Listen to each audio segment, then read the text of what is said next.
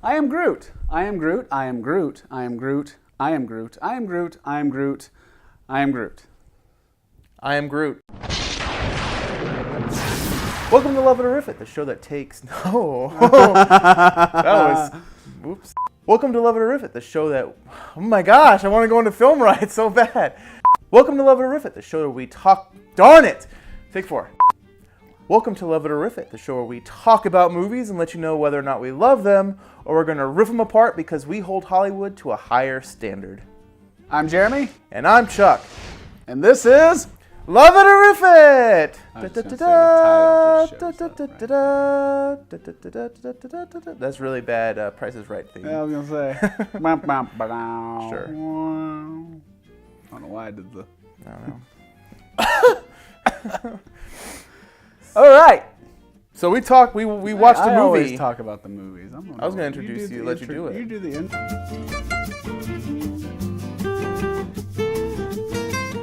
We just recently watched a movie, Jeremy. Did we, Chuck? We did. Why don't you tell them what it was? Okay. We went and saw the new Guardians of the Galaxy Volume 2, starring Chris Pratt and other people. Cue the trailer. The fate of the universe lies on your shoulders. Now, whatever you do, don't push this button. Because that will set off the bomb immediately and we'll all be dead. Okay, so Guardians of the Galaxy Volume 2 takes place a few months after Guardians of the Galaxy Volume 1. We see the Guardians of the Galaxy on a mission to get rid of a monster who's been eating the batteries of the... I don't know. Sovereign? Is that right? It was. I mean, that's impressive. Yes! Good job. The Sovereign. I just wanted to call them... I actually thought for a second they were they looked very Oompa Loompa-ish. Yeah. Like when you first see them, like, they look kind of Oompa Loompa. So the Guardians of the Galaxy have made a name for themselves after saving the galaxy from the evil Ronan. So now they're into their Heroes for Hire shindig, which is straight from the comics. Straight from the comics. Straight from the comics.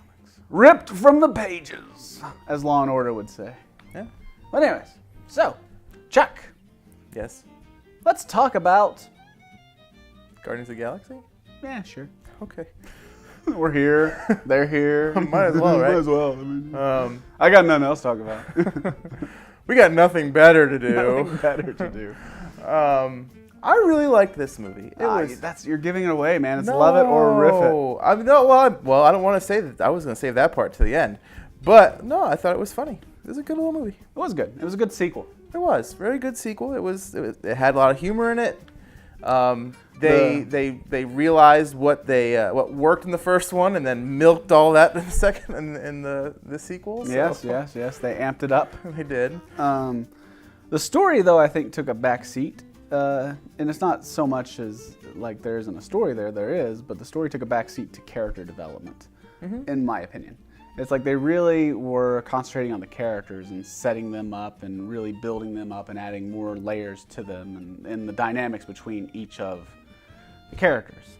Like, Star-Lord's character, Chris Pratt, Star-Lord's character, Chris Pratt.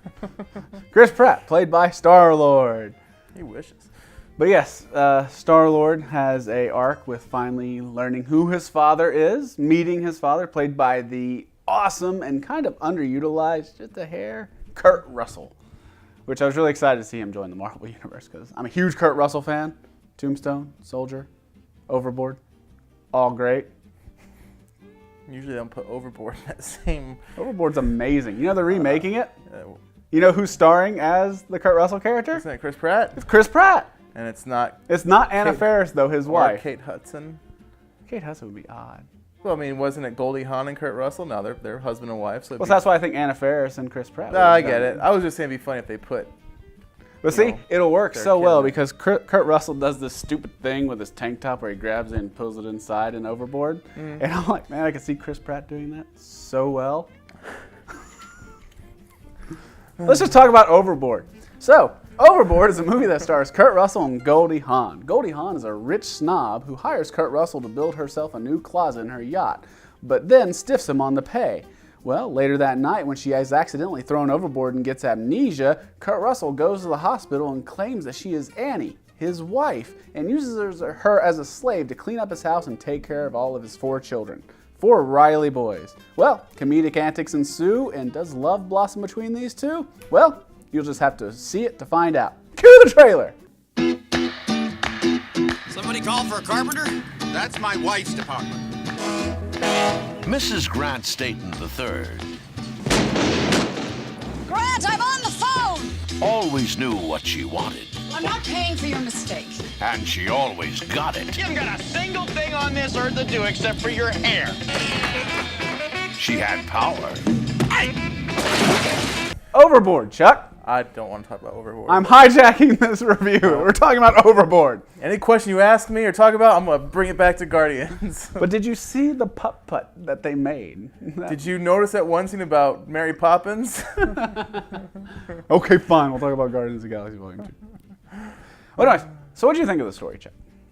Do you agree with my assessment? Oh, no, very much so. And that was one of the things that I noticed about it. Like, they didn't really establish, or I mean, I guess if they didn't establish a villain. $1 billion. $1 billion.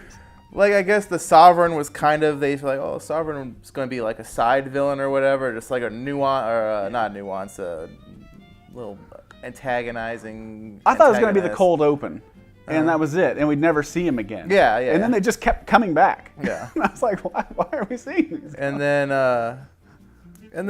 after them, you were like, well, there's no, like, big baddie. There's always a big baddie in these movies, and there wasn't one for, like, the longest time, and it, like, even halfway through the third There act. will be spoilers in here, by the way. But we're not in there yet, not I don't there think. yet. But, you know, it's like, it took them forever to even really get to it. They planted little seeds, like, oh, maybe this is going to happen or whatever. But, yeah, I would definitely say it was all about the characters in it. Like, even Rocket Raccoon, they established more with Rocket Raccoon and gave him an arc in it. Mm-hmm, absolutely. A very nice arc. I liked his arc.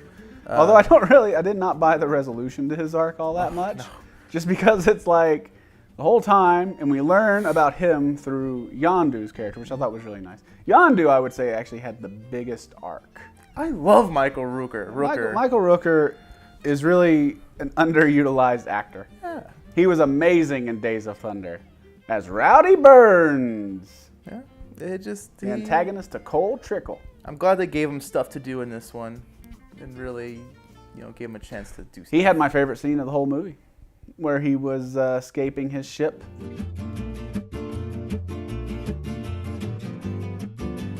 And was taking everybody out with the arrow and the music and everything, and the bodies are falling. That whole scene was just absolutely awesome and fun and a blast to watch. It was actually, the movie actually never lived back up to that moment for me. It's like they took that scene from X-Men Apocalypse with Magneto in the woods. Yes. And it just made it bigger. Times it by 1,000,000. That's kind of what they did. Throw steroids at it. But no, yeah, definitely. It was definitely a character movie. It wasn't, the story just didn't matter. Like, they really didn't do anything, unless I missed it, to set up the Avengers, Infinity War, or anything like that. No, and that was kind of not a disappointment for me, but it was a surprise for me. I expected them to at least plant the seeds of how and why the Guardians of the Galaxy will go to Earth eventually. Yeah. That's one thing that bothers me about this series of movies. It's like, Peter Quill, he's had access to his spaceship, the, Milano, named for Alyssa Milano, right? But he never went back to Earth. He just never did. He can. Yeah. He just never did. And I always find that interesting, I guess, because he just doesn't want to.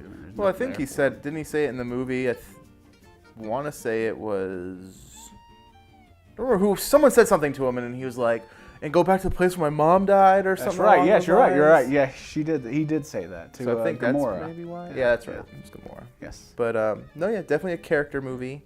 The only one that really didn't change at all was Drax. He was kind of the same. They just gave him more one-liners. Okay, now Drax, I have an issue with. Okay, just because he was really a standout in the first one. Batista was such a surprise hit for me in that movie. I think for everybody. Yes. He was amazing in that movie. He absolutely was. And in this one, he's amazing in this one as well. But I think even the producers and the writers and the director, they realized that, oh wow, Bautista was a real hit in the first one, so let's give him more of those one-liners. Yeah. And they did, and he does it very well because he's pretty awesome. But my issue with that is you kind of lose who Drax was in the first one. In the first one, he didn't get metaphors or sayings. It went over his head, and he would literally say, "Nothing goes over my head. My reflexes are too fast. I would catch it." and there was really nothing like that in this one. Like they kind of dropped that and made him just brutally honest, which works because he was brutally honest in the first one. Yeah. But they dropped the whole metaphorical thing. Like I didn't notice him ever doing that anyway. And he wasn't like they focused so much on making him a comic character, like being a comedian of the group that isn't he like supposed to be this awesome fighter and kind of just a Hulk, pun intended, for the Marvel Cinematic Universe, get a Hulk. But he's not in this at all. Like even the very first scene, like the one time he's like, "I'm gonna destroy the giant monster," and it was funny. Yeah. Like they made it funny out of it. It's like, well, he's supposed to like tear people to shreds. And Drax the Destroyer. yeah, and it just kind of, he was just funny guy. Yeah, he was. And I think that, and he laughed so much in this one. I don't remember him ever laughing in the first one. He has a great laugh. That's probably why they put it in there. But yeah, I just never, I don't know. Like I said, I really enjoyed him in this. I really did. But there was just also something lost. It got to the point where it was he never tired on me. Like he was always funny. He was always entertaining. But there was that point where you're like, okay, do something else with him now. Right. Like he's not just one-liners. Yeah, absolutely. Well, but he actually did have one of my favorite scenes, not because of him. Well, actually, yeah, because of him. When he's sitting with Mantis outside on Ego's planet, and he's seeing the water, and he says, "This reminds me of my daughter," and all that stuff, right? And he's sitting there, so stoic. And then Mantis touches him, and because she can, she's an empath like Deanna Troi from Star Trek: The Next Generation, she can feel what he's feeling, and so she just starts crying. Yeah. And you see all the emotion that he is holding on to inside. But then if you look at her just crying and bawling her eyes out, but then you look at him, and you just look at his eyes, it's like you see that pain and emotion in his eyes. And I was like, man. I feel like there was even Bautista should have won Oscar. I feel like he did just have like a little welling His eyes were watery. His eyes were definitely glassed over. Yeah, it was good. watery. Yeah, It was nice. It was a beautiful scene. Good little moment. Yeah. And I liked how Ego's planet was barren of life. It was really pretty and beautiful, but kind of empty. Yeah. Which I guess was on purpose. So Gamora and Nebula also had kind of an arc throughout. There was probably this. Everyone had an arc really, except for maybe Drax and Baby Groot. Yeah. But what can you do with Baby Groot? It'd be adorable. That's what he was there for. He was there for this. Money,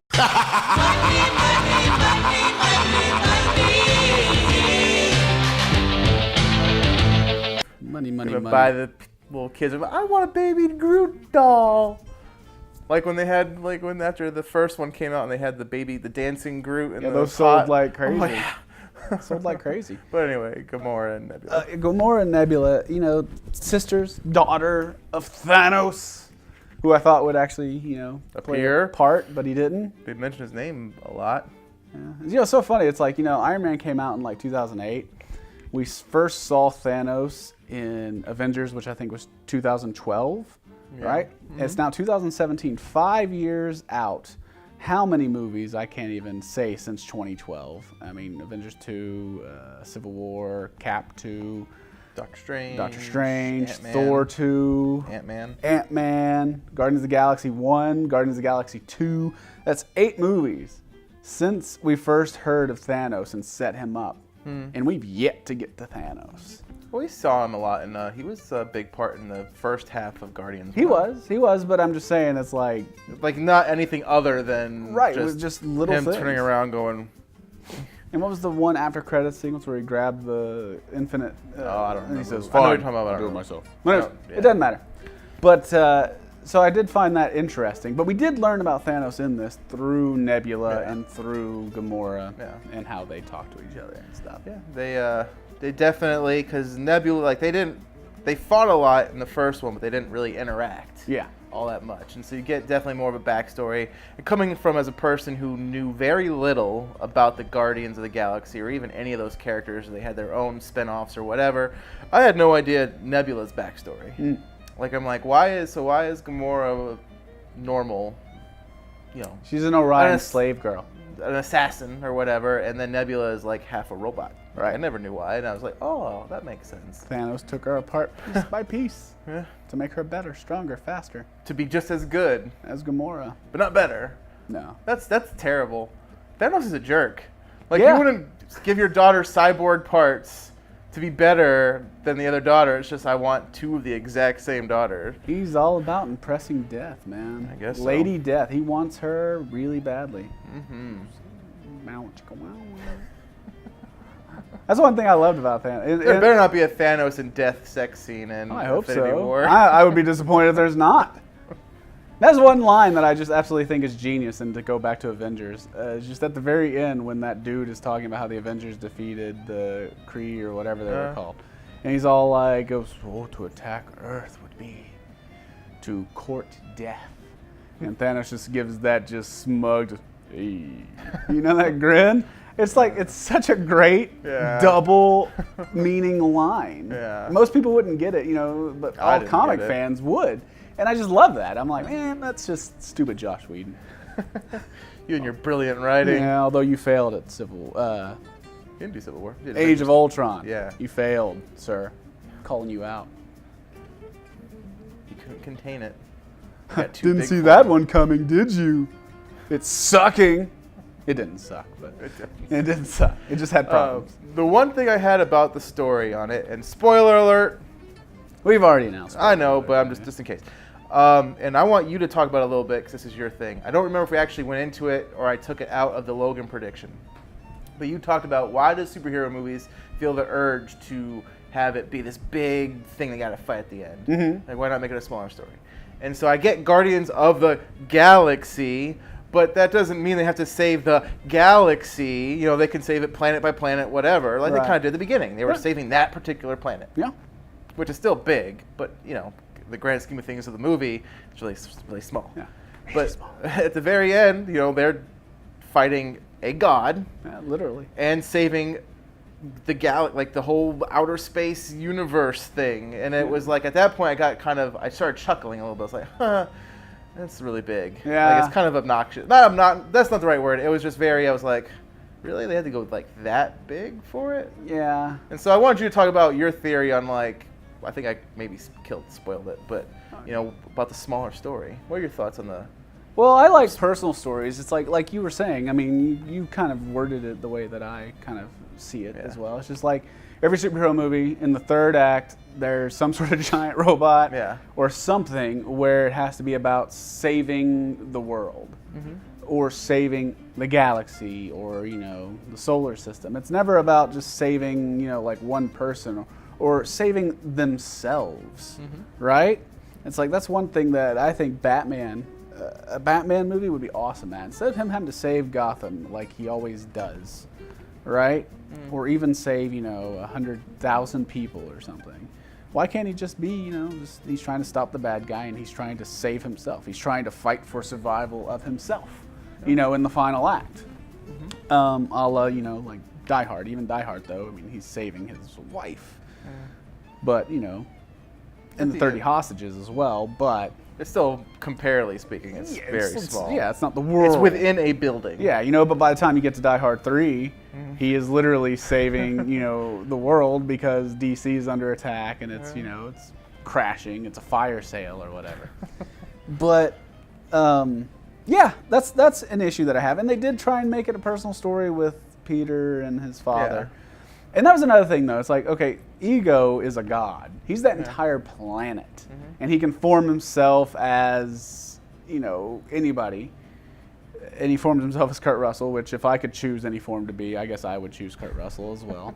He's got those eyes, man. Yeah. You know those eyes? He's got that epic beard and mustache thing. Squinted by the sun, Yeah. just looking.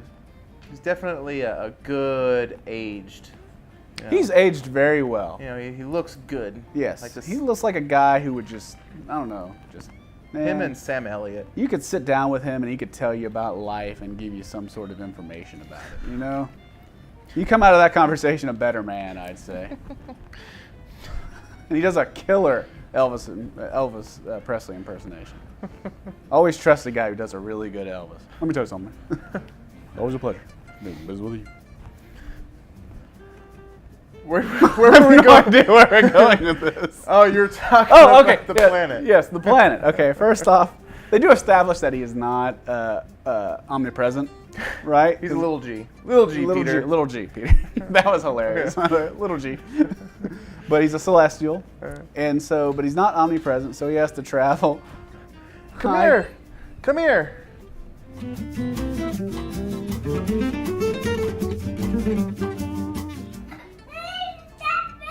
Come here. Come over here. Come here. You want to talk about the movie? All right.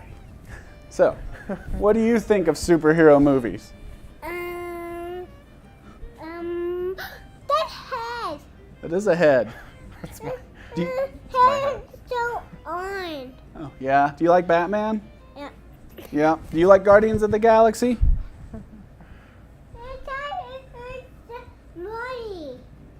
Can you say, welcome to Love It or Riff It?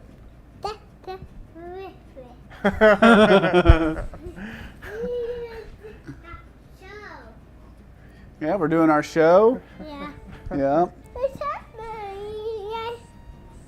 You say, thank you, Chuck. Well, thank you, Luke. Say, bye. That is a red All right. light. I guess he's just shutting me off my own show, so I'm gonna leave now.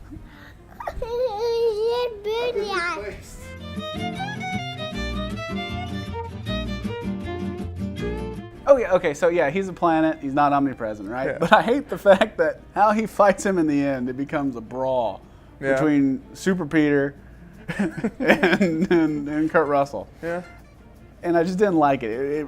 It reminded me too much of the Fantastic Four sequel, Rise of the Silver Surfer, where Johnny became where he had all the powers of the Fantastic Four. Yeah. That's where it just reminded me of. I don't know why, I see but it. probably when he turned his hand into the rock.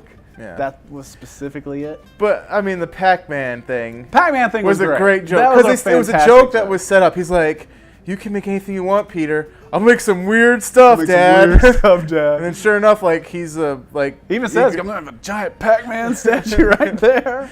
And like he's like his dad is like a rock missile or what, I don't remember what he was, and it's just Yeah. like waka waka waka waka. I was like, that's awesome. Yeah, that was a fantastic joke. But no, I completely get what you're saying because now my wife, you know her feelings about superpowers. She doesn't like it. Yeah. But the reason she loves Guardian of the Galaxy is that Peter Quill is just a human that's in outer space. Right.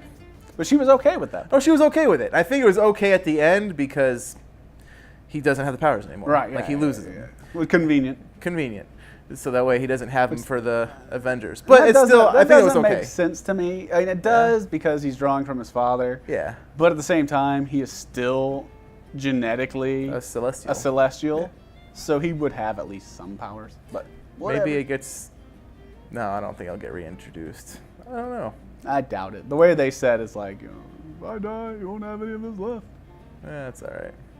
But anyways, But no, yeah, when it got to the point where it was like, oh, now they're back to saving the galaxy, like saving literally the galaxy, I was like, oh, it didn't have to be that big. all right. Like I think there was enough of a fight between Peter and his dad that didn't need to be about saving the galaxy. Right. It could be about just avenging his mother. And that's what it was. And the saving the galaxy was just kind of a Secondary thing. Secondary I thing. guess so. I was just like, when it got to that point, I was like, oh, it didn't have to be that huge. Right. And then it was convenient. You know, they show it up they show it in the beginning where he's like planning the plan or whatever. It's like, Yeah. look, River Lily, here's this thing, and da da da da. And so, and then you just see a bunch of people dying Yeah. with the blob. The blue blob. It was a Why is it blue always blob. blue? Why is Marvel or superhero movies it has to be like a blue beam of light in the sky? Now it's a blue blob plant thing. Kevin Feige Just likes blue. just likes blue. You He's have probably blue sit light. there and just make it blue. I got this thing for blue. I gotta prove I'm a man. I like manly colors, so blue. Probably played I'm blue, dabba dee dabba die, dabba dee dabba die. Apparently, I always got those lyrics wrong. I always thought it was if I were green, I would die. If I were green, I would die. I would die. Whatever. Dabba dee dabba die, dabba dee.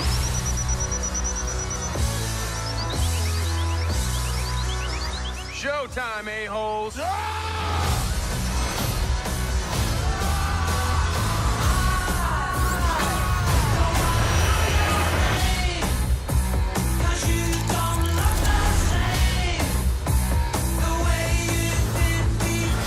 Screw you, spaceship!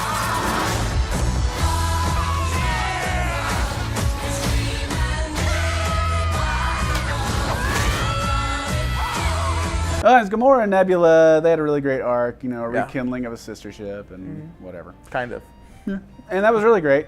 And, Zoe Saldana plays Gamora very well. She plays her very likable, Yeah. very personable. And Nebula's played awesome by Karen Gilliam, I don't know her name. who I thought was actually the girl from She's All That, but she isn't. So she's not all that? Julia Stiles isn't that she's all that, is it? No, it's that other chick who was in Psych. Unless I'm thinking of not She's All That. It's the Freddie Prinze Jr. movie with Paul Walker where they bet whether or not he could take the nerdiest girl in school and turn her into the prom queen. He had like 6 months. Because Paul Walker and Freddie Prinze Jr. were really popular. Yes, they were. Cue trailer! In order to save his reputation, he's taken on an impossible bet. I'll pick the girl, and you got 6 weeks to turn her into the prom queen. Gentlemen, we have a winner. You call off the bet, you lose. I don't lose. So, Lanny, listen. I was wondering if maybe you'd want to embarrass me horribly in front of all these people. I don't know. I'm not picturing this girl, but that's okay. Because she walks down the steps. Kiss me. Oh, I just can't under picture the moonlight barely. the body. I have the body up to the neck. And there's no head to this person. This actress doesn't exist. Coming down the step, and then your head, it just cuts right before her head shows It's up. like my mind keeps cropping it to a point. Kiss me. But no, yeah, they have a good little story in it, but it's not this lovey-dovey thing. You know, it's not like, oh, I love you too. There's still like this friction between the two, but I think they've made peace. Yes, they get an But they're understanding. they're never gonna be like, oh, let's go play Barbie dolls or whatever sisters do these days. And they did a similar thing with Peter and Gamora, which I thought was actually really well handled. The whole will they, won't they, this unspoken thing. The Sam and Diane from Cheers. I don't know what Cheers is. Although that was really great. It was handled very well, that story. Yeah, I was kind of, I am glad they didn't just go ahead and make them have a sex scene, you know, or even, because that's kind of what Marvel movie. No Marvel. I'm just saying, I'm glad they didn't do something up to that level, Yeah. like, because normal movie would go ahead and modern movies would go ahead and have them by this point just kiss at least. Kiss at least, and they're holding that card back for something. It's a Ross and Rachel situation, or a Sam and Diane. I'm better with that. Let's not talk about Friends. Ross. What a Frasier and Ross. Yeah. Not Ross from Friends. Ross was his. Oh, I thought you were like, what? Ross was his producer on Frasier. David Schwimmer was in Frasier? Yeah. But have you ever heard of the Dwayne McDuffie unification theory? That all shows take place in the same universe? Which all take place in the mind of an autistic 8-year-old boy from St. Elsewhere's. Because in St. Elsewhere, the show St. Elsewhere was a soap opera that took place at St. Elsewhere's hospital. Mm-hmm. And at the very end of that show, it zoomed out and it showed this autistic boy who had been in the waiting room the entire time. And he had a snow globe. And the hospital was in the snow globe. So it was all in the mind of him. Huh. Right? But the problem is, there was guest stars on St. Elsewhere's from other shows. You had like Cliff from Cheers as the mailman show up on there. So then that means that, if he was made up, he's in the mind of that autistic boy. Yeah. And then Cheers is now in there. Frasier is in there. You had characters from NYPD Blue show up in that. And because of Richard Belzer, who was in NYPD Blue and Law & Order, all of Law & Order is in there. Then you go back even further, and you have Richard Belzer, who showed up in The Smoking Gunman, which takes place in the X-Files universe. So X-Files now takes place within the Law & Order universe, and Cheers and Frasier universe, and those are all in the autistic boy's head. But it goes backwards, though, too, because of Bob Newhart. He showed up, then you have the Bob Newhart show, and then you have Mork and Mindy, which showed up in Happy Days, and there it goes back in time. It goes all the way back to Star Trek, and then you got to take Knight Rider out, and then Battlestar Galactica. So all of them take place in the mind of this autistic little boy. Does anybody have any tape out there? I want to put some tape over the death button. Nobody has any tape. Not a single person has tape. You have an atomic bomb in your bag. If anybody's gonna have tape, it's you. I have to do everything. You are wasting a lot of time. That's a really bad sign. Actor-wise, I mean, everyone did amazing. Did well. Kurt Russell, I felt, was underused, even though as present as he was in it. I still felt he was underused. Yeah. He was perfect casting, I think, for Chris Pratt's dad. I believe that. Because they're both cool. Both cool. Both cool guys. And, they're both similar, though. I mean, Chris Pratt had they have very similar careers in the fact that they both took on comedic roles. They both had great comedians with great comedic humor, but they're also both can play that, action hero. Did you know that Kurt Russell's a great baseball player? Yes. Did you also know that he actually owns his own vineyard? I did. He makes his own wine. Did you know it's called Gogi. Did you know that's his nickname. I know that's his nickname. Yeah. And every time he comes out with a new wine, he names it after one of his family members. His first wine is it's a white wine. I can't remember what it is, but it's called Goldie. Oh, so they didn't name after his father. He and his dad had a good relationship. Who was his dad? I don't remember his name. He was an actor on. He was an actor in a lot of things in like the 50s, but on Gunsmoke. Ah, yeah. I'm gonna say he played the sheriff on Gunsmoke or something. That's cool. But yeah, and he also has ties to Big League Chew because he played on the baseball team where Big League Chew was formed. Really? I didn't know that. Who did? Kurt Russell? Yes. That's cool. And his dad owned the baseball team. Ah, see, I like Kurt Russell. Ever since the computer wore tennis shoes. Great documentary, The Battered Bastards of Baseball. It's about his dad and Kurt Russell and how they had this minor league baseball team. Oh, that's really cool. Really good documentary. Recommend it. But that's not about this. Actors. So Kurt Russell, yes, excellently casted. And they did a really great job making him look young at the beginning.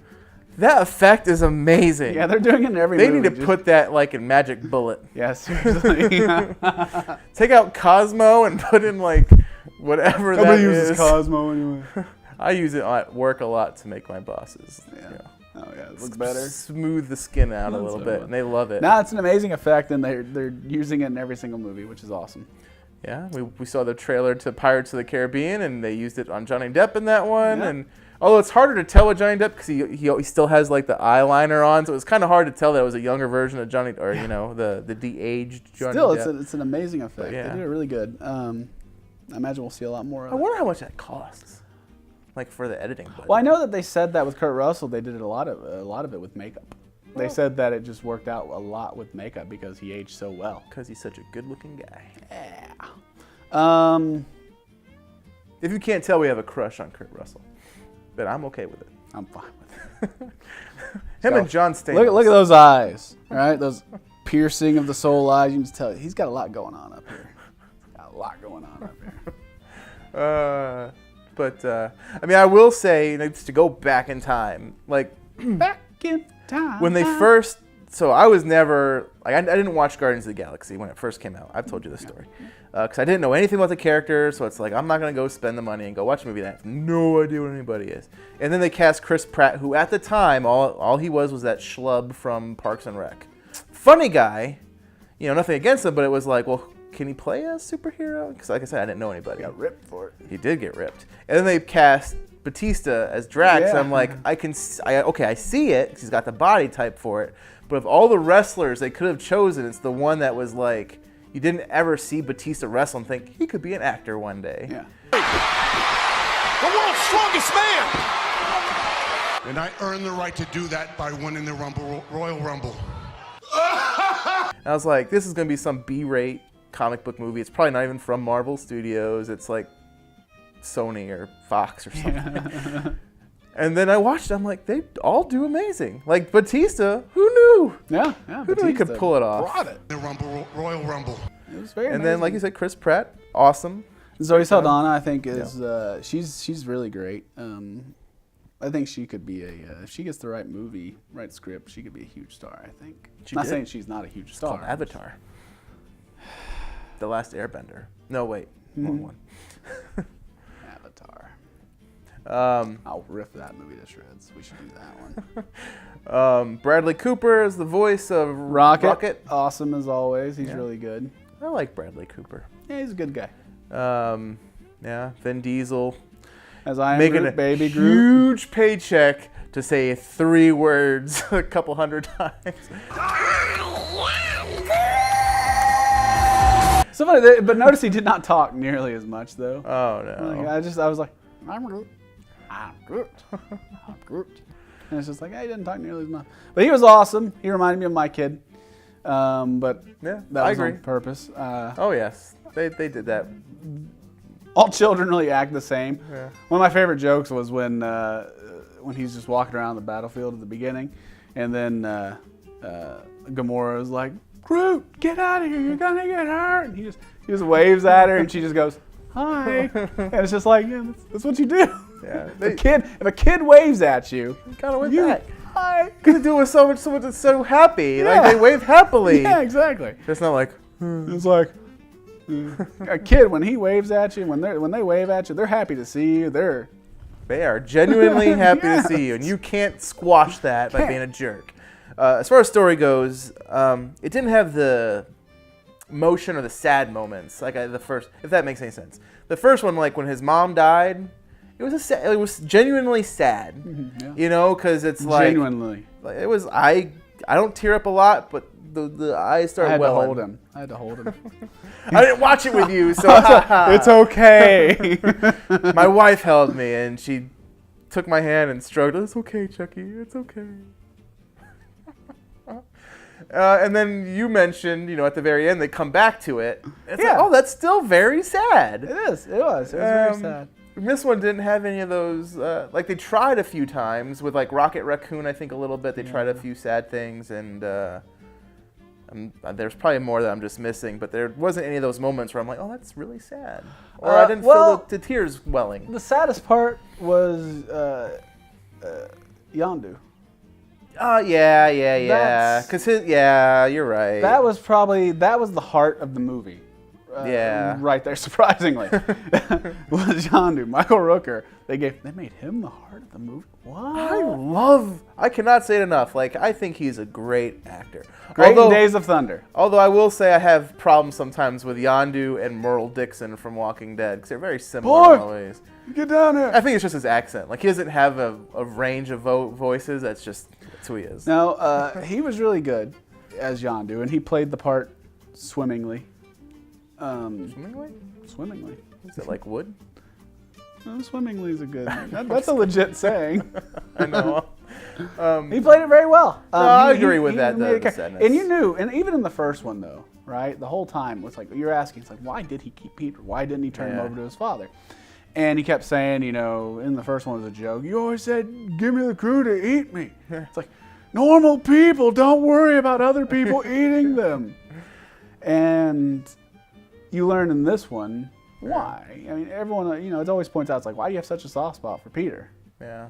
Because he did. He had, he saw a son in him, I guess. He also saw, and his other excuse was he saw what Ego was doing to the other kids because his contract was to keep bringing them children. Right. And And Ego was just killing them, eating them. I don't know. Just draining them dry as battery. That's what he said. Turn the battery. Right. You'll be a battery. Yeah, that's right. Which is funny. It's also batteries are now twice in this movie. Metaphorical. It's almost like a screenwriter took a screenwriting class.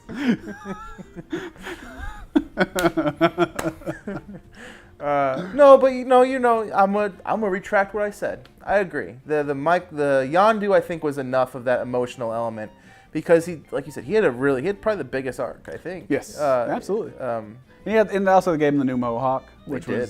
it looks more like he is in the comics, and he's like, man, he pulls that off so awesome. He looks awesome. Well, like I said, I didn't know any of the characters, so I didn't understood the mohawk thing. Like I didn't know it was part of the thing that caused them to be able to.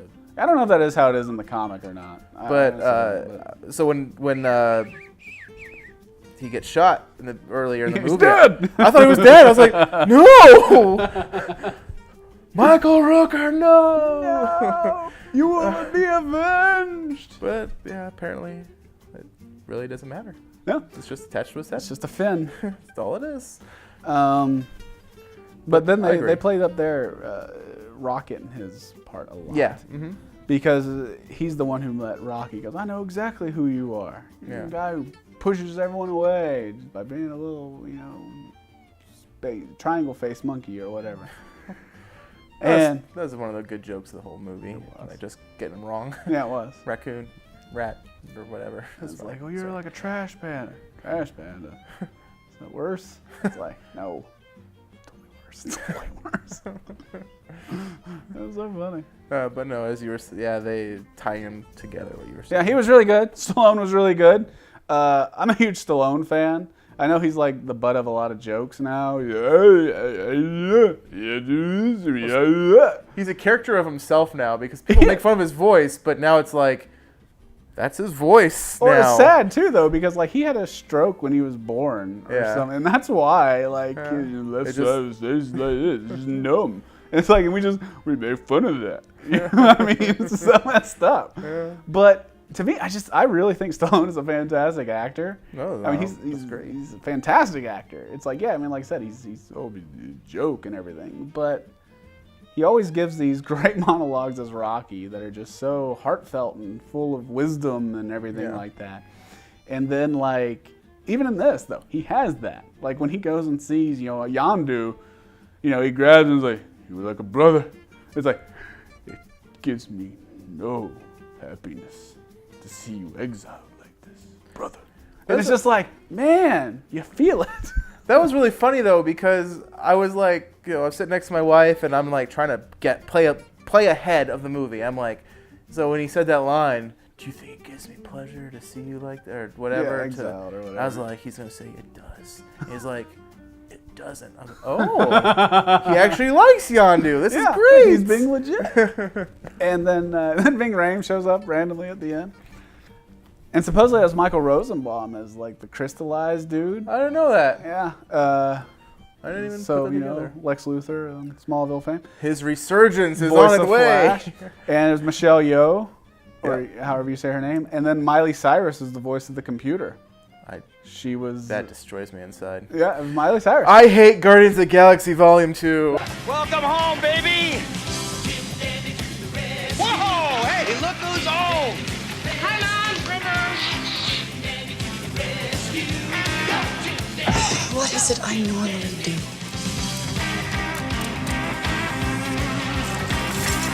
I was actually very surprised in one thing. I expected the end credits song to be the Ooga Jugga, Ooga Jugga, but it wasn't. No, what? The soundtrack in this one was not as good as the first one. The best song was the scene with Yondu killing all the guys with the arrow. Because that was the best scene. But the rest of the songs, I mean, they were all good songs, but just the first one, the Volume 1, I guess, was just that was an excellent mixtape. Yes. Actually, what's so funny is, too, I went in with a prediction for it, and we didn't do a prediction episode. Yeah. But I expected Kurt Russell to give him another cassette tape that he held on to, that he had made for his mother, or his mother had given him. That was Volume 3. And then that was how it was going to end, with him having a new mixtape. But instead we got a Zune, so now we get some 90s hits. I'm interested to see what's on it. Yeah. Over 300 songs. All I know is I still have my Zune. Yeah. So I'm sitting on a fortune. Taking bids now. Thank you, James Gunn. Yeah. Call this number. I'm putting your phone number there. I would say technically it's a Marvel movie. Yeah. It doesn't look or feel any... take that back. It doesn't look any different than an Avengers movie or any other superhero movie that comes out, other than Zack Snyder stuff, because he just likes gray. Yeah. It doesn't reinvent the wheel. Nope. It's a pretty movie. It's colorful. Yep. It's got great visuals. Yep. It does have a continuity error, which really bothers me. Ooh, I don't know what this is. It really bothers me. The whole Adam thing. This is after credits. Oh, yeah. Adam Warlock. Yes, I know where you're going Cocoon with this. I researched this afterwards. He was in the first movie. His Cocoon was in the first movie at the Collector's World. Or was that in Thor? That was in Thor, though, wasn't it? Well, I thought it was in the after credits scene in Thor. I still think that's where it is. I think that's where it is, like Dark World? Yeah, it's in Dark World, yeah. And so you see it in the background. Yeah.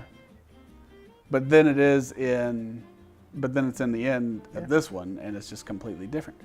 And so James Gunn admitted, though, that this was a mistake, that it was in the other thing, and that this is actually Adam Warlock. So it is Adam Warlock in this. I hate continuity errors like that, because I come from Back to the Future fan, where Robert Zemeckis has the best continuity streak in the world. Well, that's the problem with, if there's a problem with like these types of movies that have a universe, which I know you've actually just come out and said, I hate cinematic universes. Yes, I do. But I like the idea of them. I hate the term. It's become such a buzzword. It's like a cinematic universe, man. We got Universal Monsters, Godzilla, King Kong, cinematic universe. Stephen King, cinematic universe, man. But with the problem with that is now it's like, and I guess that's technically, like I think you just said James Gunn admitted that it's his fault for not paying attention. It was a mistake, yeah. But it's like, well, that's what happens when you have however many directors Marvel has used or whatever, and it's tough to keep track of all the little nuances that they have to keep track of because it has to be you have to have continuity now, you know? Yeah, and see, it's always been this way with the Marvel movies, and it's bothered me all the time.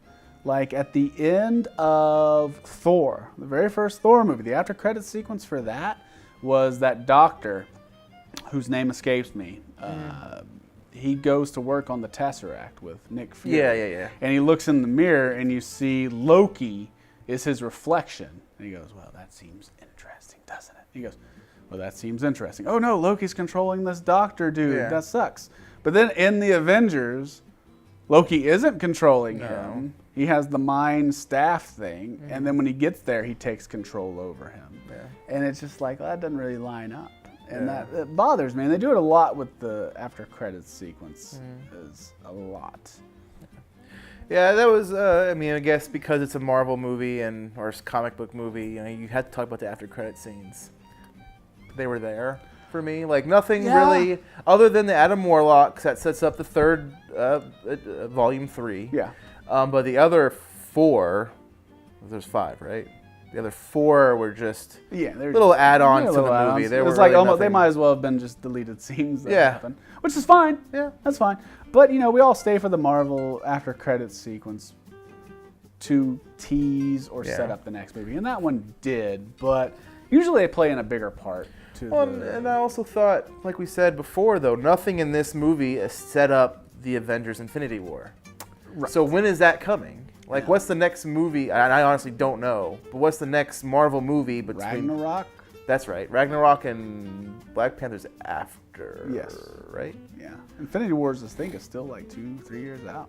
But they didn't do anything to set up. Because that's the big thing they're pushing for. Why set something up? Yeah. You know, and they didn't. And then even you're like, well, okay, maybe post-credits they're going to get something. So there's 5 of them or 6 of them, whatever the number is, and none of them did anything. All right. Unless there's that, you know, sometimes they said different after-credit scenes to different theaters.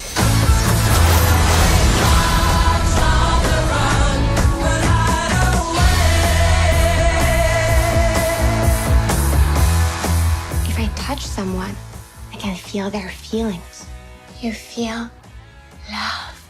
Yeah, I guess, I feel a general unselfish love for just about everybody. No, sexual love. No, I don't. For her. No.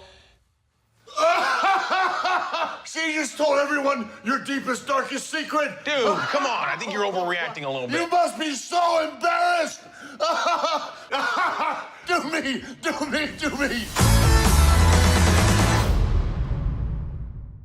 I enjoyed it. I liked it. It wasn't as good as the first one, but I really liked it. Yeah, I'm the same way. I don't know how I rank it between the two of them. I think they're both just really good. And you know, if it's 1 and 2, it's 1 and 2. Yeah. You know, it's not. They're very close. It's not very. It's not. Yeah. It's nothing crazy, but so Jeremy, with our new Love It or Riff It score, Oh, the score just keeps rising. Speaking of scores. Speaking of scores. What would you, from a scale of 1 to 10, what would you give Guardians of the Galaxy Volume 2? You had to think about it. I did. I wanted to say Logan for a second. I'm like, that's not right.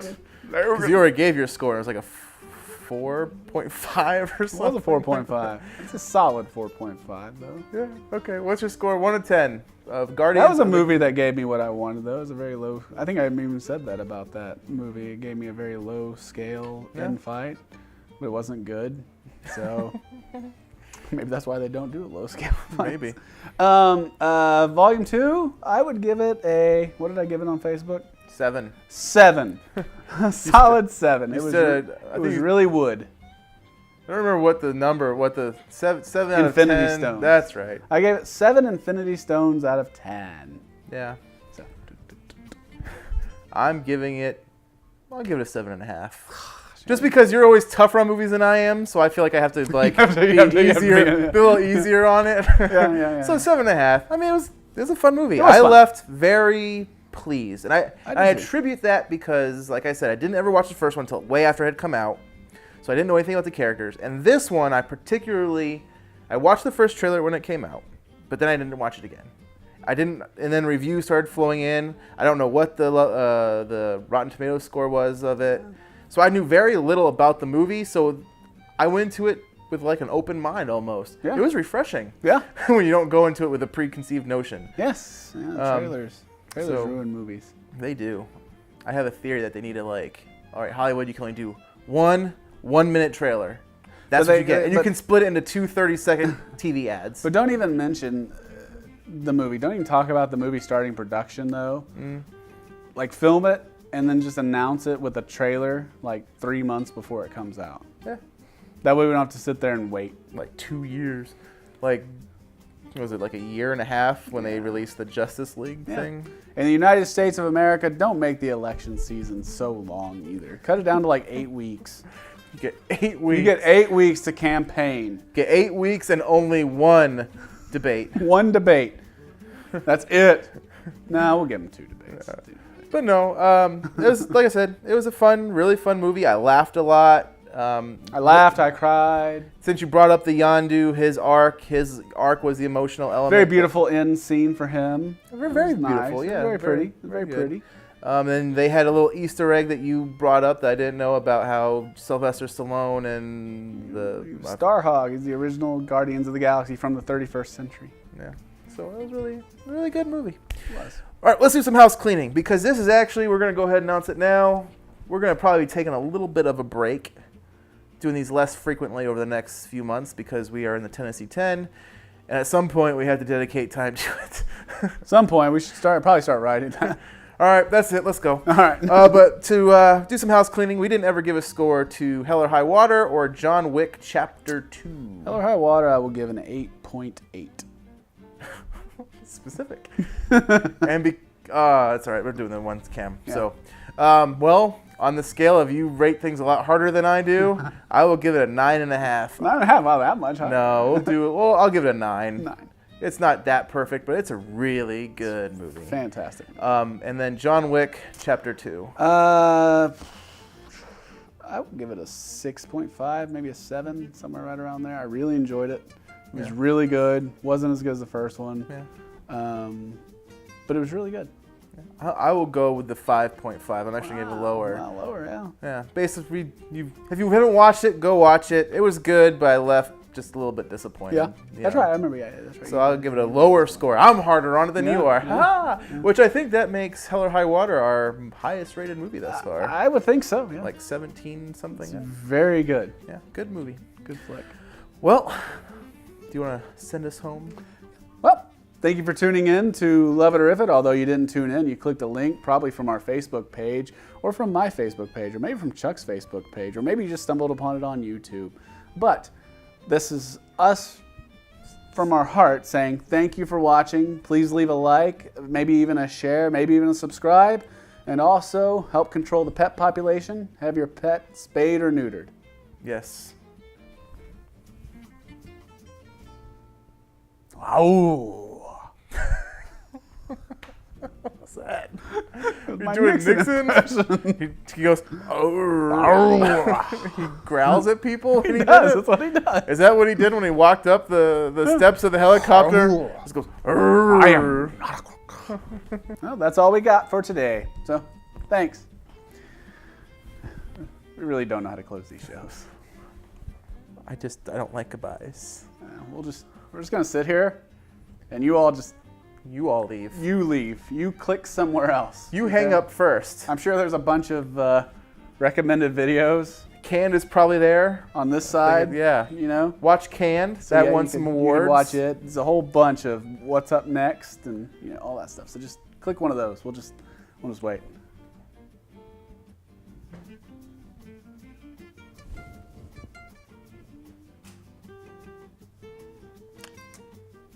Sign.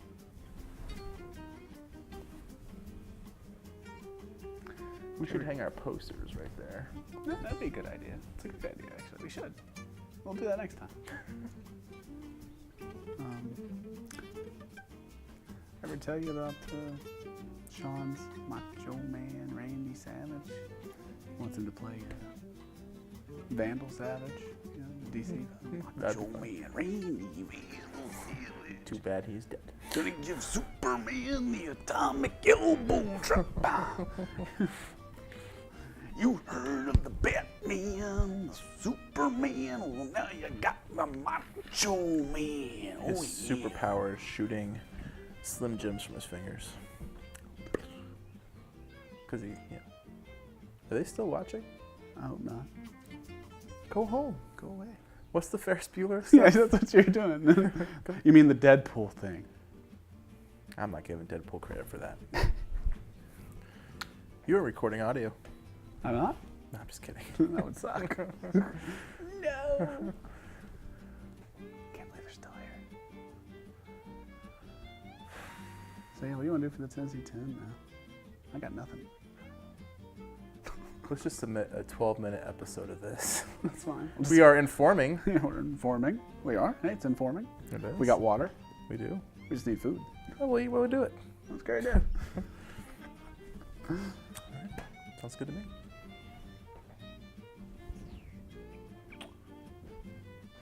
So, yeah. Did you get something in your hand? Turning red. Hmm? I'm turning red. Red, I'm blue. Dabba-dee, dabba-die.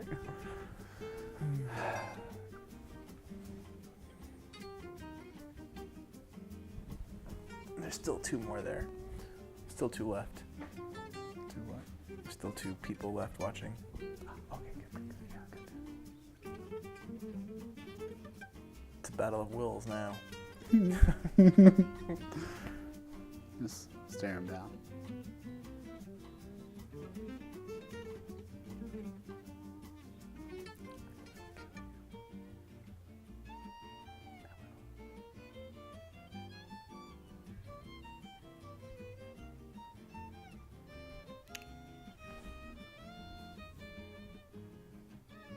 I know what it is.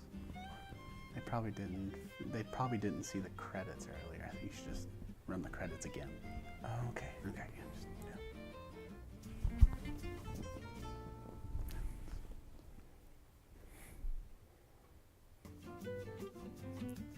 Satisfied? You can go away now. I'll do it one more time just in case. One more time. So that's our names right here. We're starring. Mm-hmm. Chuck, he edited. He did the opening titles. I did. Yeah. We are Twin Pines Pictures. Mm-hmm. And then, here, just in case, I'll go ahead and put up the Twin Pines Pictures bumper. Yeah, go.